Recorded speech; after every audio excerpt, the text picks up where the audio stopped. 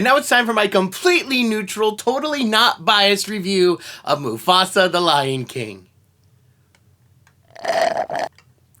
So yeah, joking aside, I gotta be really clear about my bias about this movie. I am obsessed with The Lion King. It is my favorite movie of all time.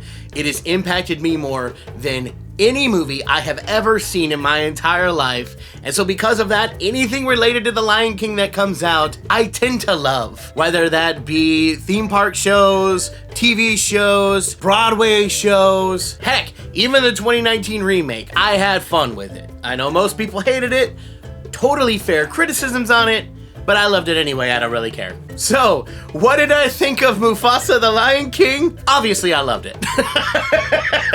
Yeah, before you just click off saying, of course he's gonna love it, I do have some legit criticisms about it, and not just blind praise for it. So, stick around if you want to hear some of that. We're not gonna get into spoiler territory here. I might do that in another video, but for right now, you're totally safe, you're good. So for those guys who don't know, Mufasa is the prequel story about how Mufasa became king of the Pride Lands, and how Scar became Scar, and you know, all that jazz. So let's address the elephant in the room to begin with. One of the biggest criticisms that this movie faced when it first got announced was the fact that they said Mufasa was not supposed to be king, and in fact had no drop of nobility in his blood, and yet Scar was supposed to be a king. That didn't make a lot of sense, and it made a lot of people upset. You could, but why? Why would you do that? Why would you do any of that? And when you find out that they weren't actually related, they're not related, they're not brothers anymore, you'd think that that in and of itself should just retcon this whole movie and say this is dumb and nobody should watch it. I totally get it. I personally was open to the idea. I'm like, I don't love this idea that Scar and Mufasa aren't true blood brothers, and that Mufasa had no nobility in him when I first heard this. Really? Why are you doing this? But now that I've seen the movie, I can say that in my opinion, I think it really works. Now don't get me wrong, I'm not gonna say that this is perfect and that everyone who sees it is just gonna automatically buy into this idea. Do I think they executed it so well that just beyond a shadow of a doubt, everyone is gonna fall in line with this?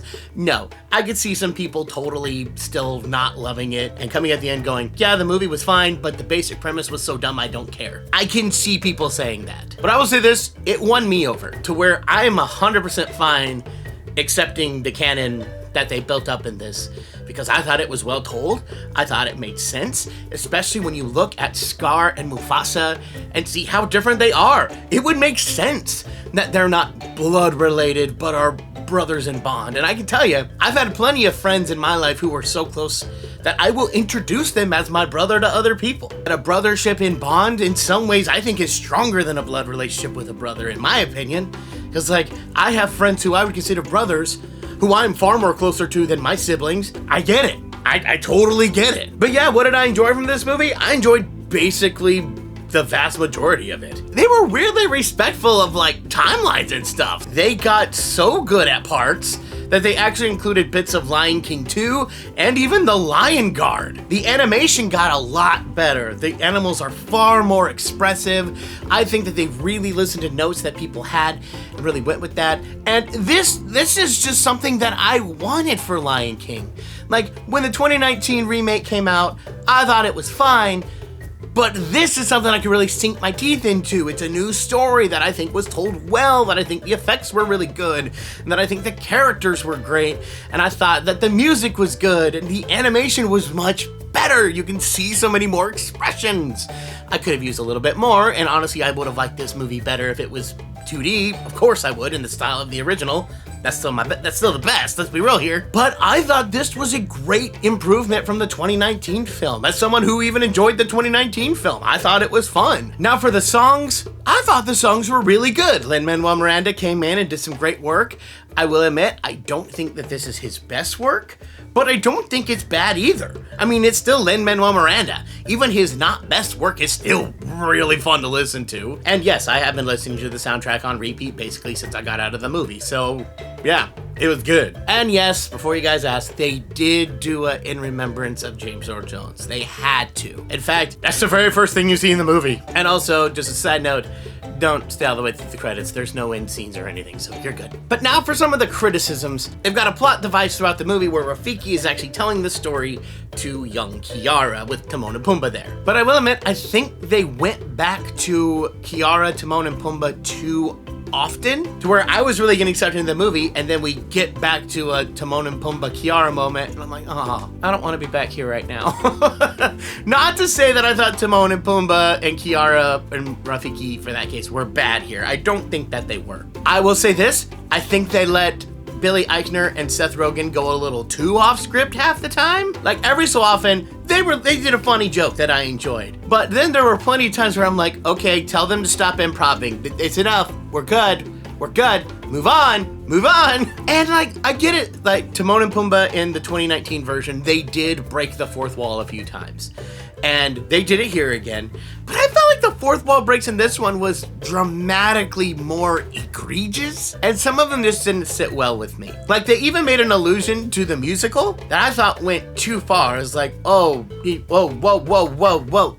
That totally took me out of the movie. So overall, the device was fine. I just thought it was used too often. And when you see the end of the movie, I get why they went back as often as they did, but yeah, I don't know. That still kind of hurt my enjoyment of the movie. My other big sticking point is when Mufasa and Taka are cubs. I really wish we had more time there. I feel like Taka and Mufasa met like one day of them being cubs. They're automatically now like, oh, we're best friends, we're brothers, which is very much a kid thing to do. But I don't know. I would have liked a lot more time there. It felt like they were rushing through all the plot points to get to young adult lions. Like we barely had any time with them as a cub. Because there are some really important like relationships that get started here and all of that. And I don't think it had enough time to breathe there. But overall, it didn't hurt my enjoyment of the movie. I just think it would have made the movie stronger. My only other big nitpick is that when it comes to the villain of this movie, his name is Kyros.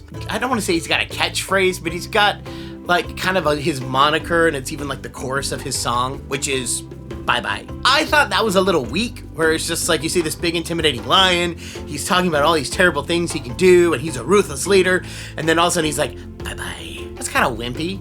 Where are you going with that? And even building the whole song around that, don't get me wrong, I loved the song, but the wording was weird. I've listened to the song now a couple times and it's growing on me, so this will probably be something that I can ignore here in a little bit, but on first watch I was like, ugh.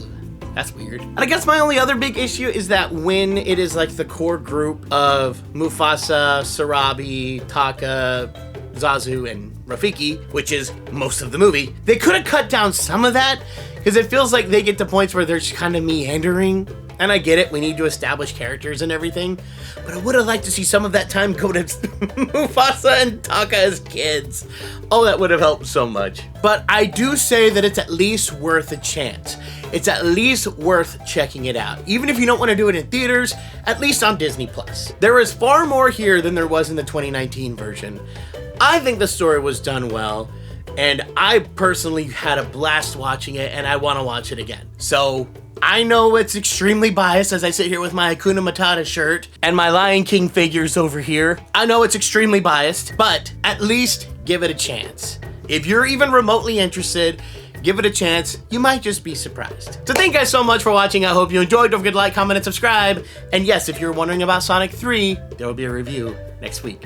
I'll see you guys later. Bye! And big thank you to all of my Patreons. Without you, this channel wouldn't be what it is today. Thank you so much.